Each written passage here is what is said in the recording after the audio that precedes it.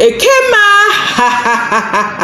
I want you. I want you, Ekemma. Be careful of what you wish for. I told you to choose wisely, but you didn't listen to me. Have you seen what you got yourself into? You got what you wanted, and you must live with it. Once upon a time in Ekemma village, there lived a young girl named Ekemma. Ekemma was the ugliest girl in her village. People mocked and made fun of her because of her look. Sometimes she looked like an old woman. In Ekemma village, babies are named according to the market day they were born. They bear names like Ekemma, Okeke, Ekemma, Okorie, Oriemma, Afoma, Nwankwo, and so many other names. Women rarely give birth on Eke market days, and whenever a child is born in Eke market day, he or she is exceptionally beautiful and intelligent. They are always the best among their peers. This is why everyone in the village finds Ekemma's ugly look absurd. Her mother hated her the most because Ekemma killed the joy she had when she gave birth on an Eke market day. Ekemma was always in tears, wondering why her chi made her so ugly. What did I ever do wrong to deserve this level of punishment? She would always ask herself. Her mother and siblings, who could have been her only solace, were her greatest nightmare. Her father detested her so much, he never allowed her to enter his sitting room. In fact, her father disowned her from birth. She was only existing as a maid in her father's house. She does all the house chores. She doesn't go to school because her father said it is a waste of money. One day, the prince was at the stream with his friend. They had gone to the bush to check his trap, and so they stopped by the stream to wash their legs. He saw Ekemma and couldn't stop looking at her. He has heard about her but has never seen her. The way he looked at Ekemma made Ekemma look at him straight in the eye. The prince was startled but maintained his composure as a man. Then Ekemma made a funny face at him. He found this strange but didn't smile. She did it again and then again, but this time with her eyeballs bulging out and almost falling from his socket. The prince laughed and laughed so hard. He has never seen anything so funny and scary as this. Everyone around turned to the prince to know why he was laughing. Immediately, Ekemma turned and continued to feel her pulse. They all wondered what was making the prince laugh so loud. After that encounter, Ekemma became friends with the prince. He would sometimes invite her to the palace to keep him company. Despite being friends with the prince, Ekemma notices his body movements whenever they are together. He never truly liked her, but brings her close because of her funny jokes. One day, Ekemma got to the palace to see the prince, and on entering the palace, the queen saw her and screamed, "Who are you? And what are you doing here? Who invited you into this palace?" Before she could answer, the queen shouted at her, "Get out, and don't you ever step those filthy legs of yours into this compound again." Ekemma hurriedly went home. Words got to her parents, and her mother dealt with her for going to the palace. "You, this evil child, why do you keep disgracing me like this? Ekemma, what were you looking for at the palace? The palace is not a place for you. You are ugly, very ugly, extremely ugly. You don't have a place in the king's palace. Don't you ever go there again. You are a disgrace, not just to me, but to this family and the entire village. Haven't you noticed that no one wants to associate with you?" Ekemma ran into her room in tears. She cried like she has never done before. "Gods of our land, what is all this? What did I do wrong to deserve this wickedness?" She cried herself to sleep. The next morning was Eke market day, and on Eke market days, it is forbidden to go to the Ekemma river, known as Iyeke. It is believed that the great goddess of Iyeke, known for her beauty, comes out to the river to bathe with some of her maidens, and so Eke market days is left for them. Ekemma woke up very early and was set to go and hawk. Her mother gave her fruits to sell with strict instructions never to come back home if she doesn't sell them all. As she left the house, instead of going to the market, she took the path to Iyeke River. No one saw her. She was so scared as she tiptoed to the river. She was on a death mission. Ekemma was tired of all the abuse and insults she gets because of her look, so she was ready to end it all. She made up her mind that it was better to die than live and be mocked. As she got to the river, she felt a wave around her. Her head swelled and felt so heavy. She saw beautiful ladies bathing in the river. They laughed so hard at the sight of Ekemma. Then their laughter turned to anger. The river goddess looked at Ekemma and said to her, "You fearless daughter of Ekemma, what brings you to the river today? It's obvious you are not afraid to die. Don't you know that today is Ekemma market day? What are you doing here?" Ekemma knelt before the goddess. I am very sorry for disturbing you and your maiden. I am tired and emotionally damaged. If it pleases you to take my life, please do. Ekemma, what do you want? The river goddess asked her.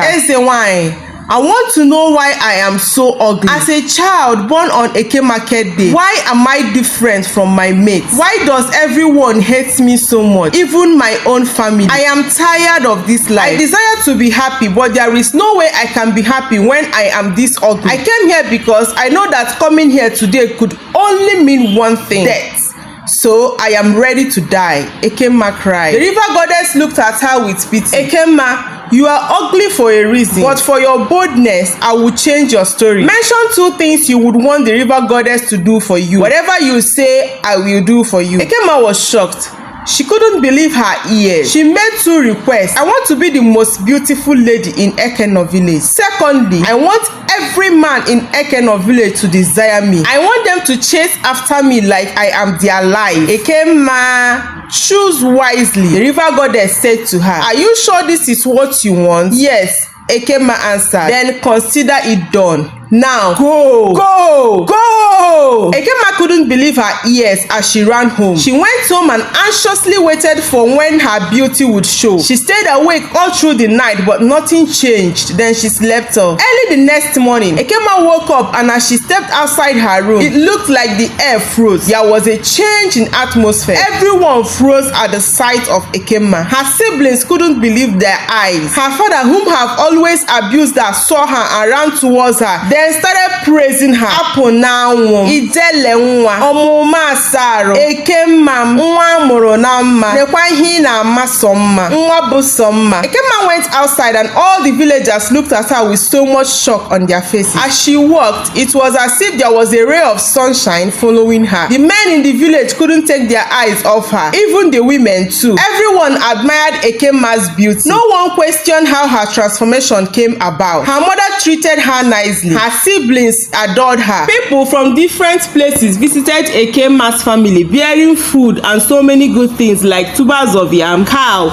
goats, bags of rice and beans. They came to admire her beauty. Her father now adores her. Because of Ekemma, they never lacked food or drinks in their home. Gradually, what started as a courtesy visit from men turned into what Ekemma couldn't explain. Those men would visit and would refuse to go home. They would follow Ekemma anywhere she goes. They said they want to always see her beautiful face. At night, they would rather sleep in front of Ekemma's hut than go home to their families. Ekemma couldn't walk freely on the road again. Anywhere she goes, men would follow her. Any man that sets his eyes on her would drop all he's doing and join the queue. She became an enemy to the women in the village. Most of them couldn't stand the sight of her. It pained them so much how their husbands and boyfriends have decided to follow Ekemma and abandon their families. It became more devastating when married men and old men joined the following. They never allowed her to do anything. They did all the house chores for her, like washing the dishes, cleaning and sweeping her surroundings. Some would go to fetch water while others would go for firewood. One day, Ekemma was coming back from sightseeing with a group of men following her. As she was going home, she passed a beer parlor and all the men there came out and joined the ones with her. Ekemma at this point became terrified. She ran and they all chased after her, dragging her clothes. Every one of them wanted to come close or stand close to her. They nearly stripped her naked that day, but God saved her. She ran home and quickly locked her door. Those men stood outside waiting for her. Her mother looked so sad and confused. Ekemma, overwhelmed by the attention she had always craved, realized that her newfound beauty had come with its own set of problems. Instead of feeling happy and valued, she was constantly surrounded by people whose affection seemed shallow and fleeting. The attention from men was no longer fulfilling.